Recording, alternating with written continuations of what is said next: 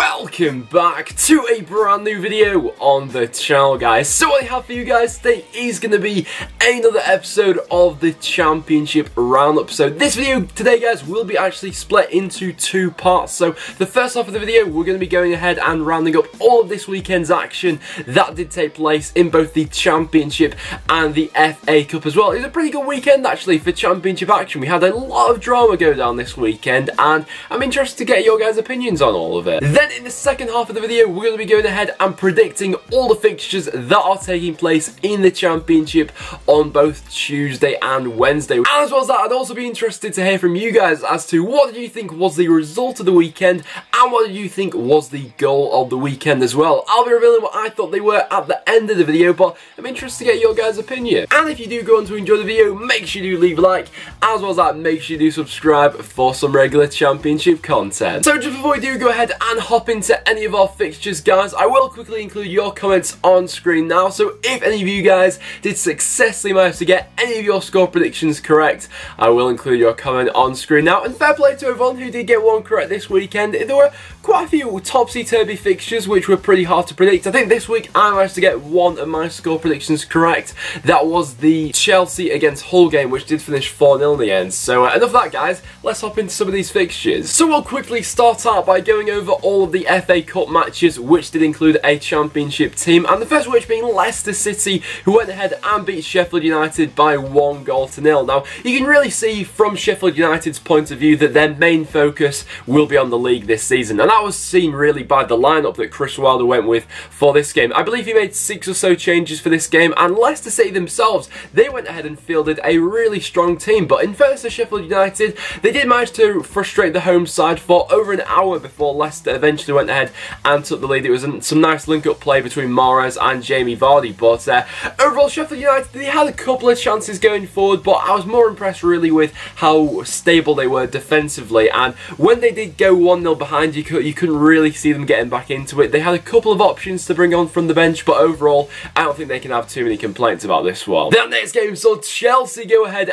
and beat Hull City by 4-0 in what was a very convincing performance from Chelsea. They went ahead and actually scored all 4 goals in the first half of this game, and you know, with Hull, they had maybe a fighting chance of getting something from this game if in the early stages they were able to keep it tight, you know, get to half time being 0-0 and then maybe snatch a goal on the counter attack, but that just went out the window straight away really, as Chelsea took the lead in under 2 minutes thanks to a fantastic strike by Willian. He then went ahead and got his second later on after Cesc Fabregas had lofted a beautiful ball over the top of that Hull defence, and you could never really see Hull getting back into the game after that really. Of course, in the second half they did have a chance to go ahead and salvage something as David Milo went ahead and took a penalty for them, but Willy Caballero for Chelsea did manage to save that. But once again, similar to Sheffield United, Hull have got bigger things to worry about this season, so a loss to Chelsea isn't going to be their main concern. Then our final FA Cup game to go ahead and talk over, so Sheffield Wednesday go ahead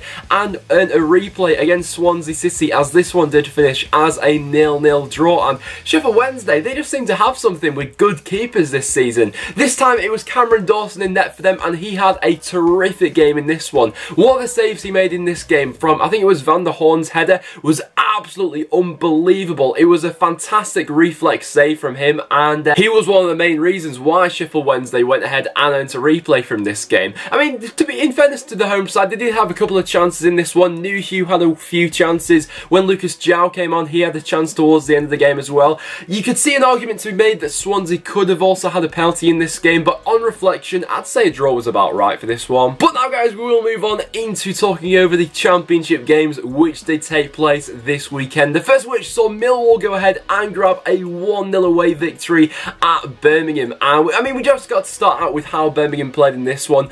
Going forward, they were so disappointing in this one, and I do get that impression that Steve Cottrell got his tactics completely wrong for this game really.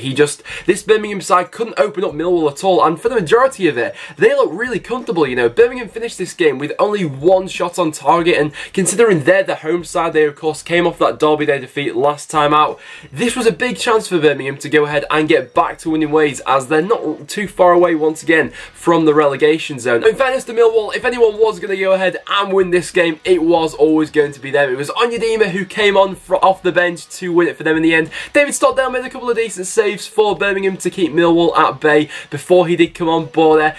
Once again, some poor defending from Birmingham, which did lead to this goal as well. They needed to clear their line. They had the opportunity, really, to clear their lines about 3 or 4 times before he went ahead and got in on goal and made the finish. But overall, I'd say Millwall deserved it. Now, next game was a very disappointing one in the end for Burton Albion, as this game did go ahead and finish as a 0-0 draw. Now, of course, Forest were coming into this one on an awful run of form. They gone ahead and lost their last 3 games in the Championship, so it was understandable to see Aita Karanka go ahead and make 6 changes coming into this game. But really, Forest's game plan had to be thrown out the window in the first half after they were reduced to 10 men after just 28 minutes after Eric Lehigh was sent off. And after that, Burton went ahead and dominated the game, as you would expect from a team which has more players on the pitch. But that's quite an unusual circumstance for Burton, you know. Their whole sort of game plan so far this season has been to sit quite deep, then look to grab a goal either from a set piece or on a counter-attack. So the tables were sort of turned in this one. Forest had to go ahead and defend quite deep for this one, and with how fragile that Forest defence has been so far this season, I was a bit cautious where, you know, I thought this was a real good opportunity for Burton to go ahead and pick up all 3 points in this one, and realistically, they probably should have gone ahead and taken advantage of this game. I think this goes to show why they are one of the lowest scorers in the league so far this season. You know, a victory for Burton in this one would have been massive for them. It would have lifted them off the bottom of the Championship and taken them on level points with Barnsley as well, but in the end, I feel like it's an opportunity missed. For Forest is a decent point. Our next game then saw Cardiff go ahead and pick up a 1-0 home victory against Middlesbrough, and this game now sees Cardiff lifted to 2nd in the Championship after, of course, Aston Villa did lose this weekend. So this could be a pretty big 3 points for Cardiff. They've just kept plodding along so far this season, and the chase for this 2nd place in the Championship is really starting to heat up now. There's 3 or 4 teams who, in my opinion, are definitely still winning a chance of getting it, and so Cardiff, it wasn't the best game in this one, I'm not going to lie about that. Chances were sort of at a premium, you know, the build-up play from both Cardiff and Middlesbrough wasn't brilliant in this game, and it was always going to be a set piece which led to the opening goal, and that was the case in the end. It was a nice ball in from Junior Hoylett, and then Morrison managed to go ahead and head in. It was a nice header from him in the end, and like I said, this now lifts Cardiff to 2nd in the Championship. So Cardiff fans, I'd be interested to hear from you guys. Do you think that you will be able to hold on for 2nd this year, or do you think that the playoffs will be more realistic? Then our next game saw Fulham go ahead and pick up a 2-0 home victory against Aston Villa. So coming into this game, these were 2 of the most formed sides in the Championship, but it was the home side who took advantage of that in the end with what was a pretty convincing performance from Fulham, actually. In the first half, Aston Villa defended quite well. I thought they were able to keep this Fulham side at bay. Going forward, though, I didn't think Villa looked themselves in this game, and I think a large reason for that would be that they were missing both Jack Grealish and Albert Adoma. Without those 2 players who have been key to them going forward this season, they just didn't look the same as they have done in the last few weeks or so. You know, they finished this game with only 2 shots on target, and Fulham looked quite comfortable with defending Aston Villa in this game. But in terms of Fulham going forward, they were looking absolutely fantastic. In the second half, they switched up a gear. I thought it was Ryan Sessegnon who took the lead for Fulham in the 52nd minute with a very nice finish from him, and then the second goal actually came from a Sam Johnson mistake, really. It came from a free kick. He went ahead and gave the ball straight to Floyd Aite, and then from the centre circle, he went ahead and found the back of the net. A fantastic finish for him, and definitely a contender for the goal of the weekend. That next game saw Michael Preston then go up against Wolves and pick up a point against the league leaders, and in what was a pretty decent game at Deepdale in the end. You know, the first half of this game, I thought it was pretty even between the 2 sides. You know, Wolves was showing on the counter-attack especially just what they were capable of. Their pace going forward, you know, they got behind their back foot a couple of times.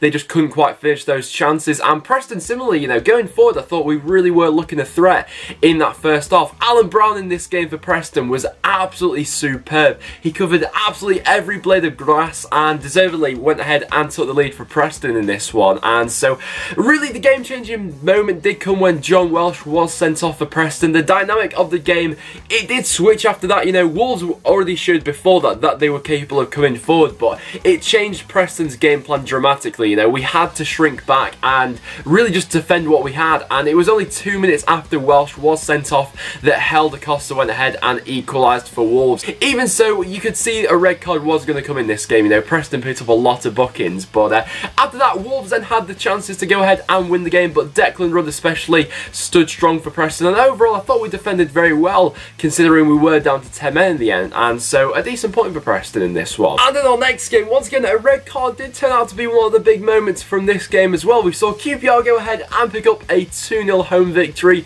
over Bolton Wanderers, and it was Bolton, of course, who went ahead and picked up the red card. It was Mark Little in the 54th minute, and after that, once again, Bolton's game plan had to change really. They definitely had to sit back a lot more than they were doing, as they were limited by not having that extra man. But QPR for this one, for the majority of the game, they were in control of this one. You know, I was very impressed by their midfield three, like I have been for a lot of this season. Josh Scowen, Massimo Luongo and Luke Freeman, all fantastic in this one. And Matt Smith, the QPR target man, this one was all over the place for this one. He was getting quite a few chances in this one and was central to a lot of the QPR attacks, and he was actually involved in both of their goals as well, setting up the first one and scoring the second one. But one thing I thought from Bolton Wanderers' perspective is they're missing a target man. You know, since Gary Medina's gone, they didn't go ahead and replace him properly, and they were crying out for someone like Matt Smith really in this game here today, and I'm not sure how Bolton are going to go about the rest of the season. I'm really not, and QPR in the end, they more than deserved this victory, but the red card definitely did help them. The next game saw Brentford get back to winning ways with a convincing 2-0 away victory at Sunderland, and two very nice finishes actually from Brentford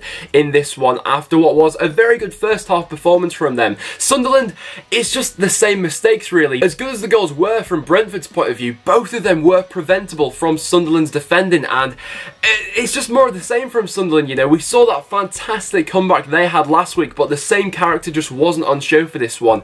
So many times this season, Sunderland have set themselves on the back foot really by having a sloppy first half, then they have to grind it back in the second half. I thought that the improvement, the second half they did slightly improve, but Brentford seemed to take their foot off the gas in the second half a little bit more and be a bit more relaxed, as they did have that 2-0 lead. And Sunderland, they had a couple of chances to get back into it. Aidan McGeady had a couple of opportunities. Honeyman hit the crossbar, but apart from that, it was a poor performance from Sunderland. Then we have the East Anglian derby to go ahead and talk over, and this was a match which was full of drama, and Norwich and Ipswich fans, I'd be very interested to hear your guys' opinions in the comments down below as to what you guys thought of this game. But in the first half of this one, I thought that Ipswich had the better of it really. They went ahead and tested Angus Gunn quite a few times actually, and what I predicted really, Ipswich were a big threat from set pieces, free kicks as well. They were really going ahead and testing Gunn. Then in the second half, we saw Norwich definitely go ahead and improve there. Going forward especially, they looked a lot better in the second half. Bartosz Białkowski made two fantastic saves from two James Maddison free kicks, and then in the 89th minute, Ipswich went ahead and took the lead through Chambers. It was always going to be a set piece, which was the case for this one. It was a nice ball in from Wycorn, and then Chambers went ahead and scored. And when you're scoring a goal in the 89th minute of a local derby, you think you're going to win the game. You know, Mick McCarthy went absolutely mental when this goal went in.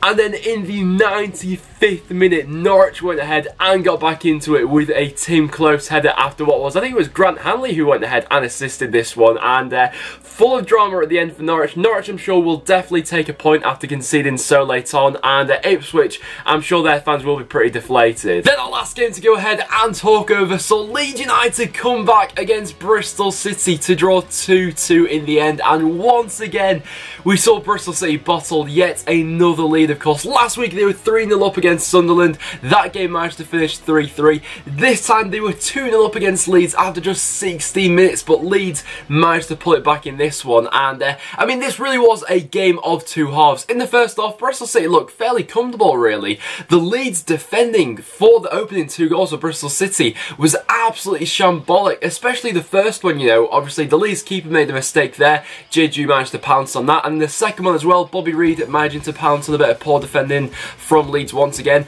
The Leeds performance in the first half was bad, but something just seemed to change in the second half, and as soon as Lasogga got that goal back for them, it was a great ball in by Pablo Hernandez. You can see the atmosphere rising around Ellen Road, and then, I mean, that equaliser from Kemar Roof, it was just inevitable in the end. Bristol City let them down defensively, very slack for that Kemar Roof goal, and to be honest, Leeds probably unlucky not to win this game. Of course, they hit the crossbar in the final stages of this game with Lasogga hitting the bar, and honestly, something just seems to be going wrong with Bristol City at the moment. It's probably ever since they lost that game against Wolves in the very late stages of that game. Since then, Bristol City just haven't looked the same team, and so Bristol City fans, let me know down below what you think is going wrong, but their Leeds, a very good performance second half from there. So guys, there were all the fixtures that did take place this weekend in the Championship. So like I said at the start of the video, guys, I would love to get your opinion on what you made of all the action in the comments down below. So in terms of my results of the weekend, I'm going to go ahead and give this one to Fulham for going ahead and putting an end to Aston Villa's fantastic winning streak. Of course, that could be a massive result in Fulham's season, and it was a good performance from them. Then in terms of my goal of the weekend, I'm going to have to give it to a Fulham player, and it is going to have to be Floyd Ayité for going ahead and scoring it from inside the centre circle. My goal of the weekend is Floyd Ayité. But now guys, we will move on into my Championship midweek score predictions. So all these fixtures will be listed in the description down below, so you guys can easily go ahead and make your predictions, and then if any of you guys do successfully manage to get any of your score predictions correct, I will include your comment at the start of the next video. So let's hop into some of these. So we've got Aston Villa coming up against my club Preston. Then I'm going to go ahead and back this one to finish as a 1-1 draw. Of course, Villa last time out didn't look great, and Preston have got players returning from suspension for that one, so I'll say 1-1. Barnsley going up against Burton Albion. That is a massive game at the bottom of the Championship, but with Barnsley not in action this weekend, you'd imagine they'd be a bit more fresh for that, so I'll say 2-0 Barnsley. Brentford going up against Birmingham. I'm going to go for a 3-1 home victory. I was quite disappointed with how Birmingham played this weekend. Middlesbrough against Hull. I'll go for a 2-0 home victory for Middlesbrough. Millwall against Sheffield Wednesday. I'm going to go for a 2-1 home victory. Millwall lately have been in some fantastic form, so I'll say 2-1 to the home side. Nottingham Forest going up against Reading. I think that one's going to finish as a 1-1 draw. We then see Sheffield United go up against QPR. QPR are a decent team and definitely worthy of an upset, but I'm just going to go for a 2-1 home victory for that one. And then another massive game at the bottom of the Championship sees Bolton go up against Sunderland, and you never really know what you're going to get for Sunderland, but for this one, I'll just fancy Bolton for the 1-0 victory. We then see Bristol City go up against Fulham, and Bristol City just need to sort that act out at the moment, and for that one, I'm going to say 3-2 Fulham. I think there could be quite a few goals scored in that one. Derby going up against Leeds. Once again, you never really know what you're going to get with Leeds, you know. We saw two very contrasting halves of football this week from them, but Derby against Leeds, I'll go for a 2-1 home victory for Derby. Ipswich going up against Cardiff, I'll go for a 1-0 Cardiff away victory. And we do see Wolves go up against Norwich for that one, and I'll fancy the home side for a 2-0 victory. So guys, there you have it. That will wrap it up for this episode of the Championship Roundup. So if you did go on to enjoy the video, make sure you do leave a like. It is always massively appreciated. As well as that, make sure you do subscribe for some regular Championship content. But apart from that guys, thank you so much for watching, and I'll see you all in the next one.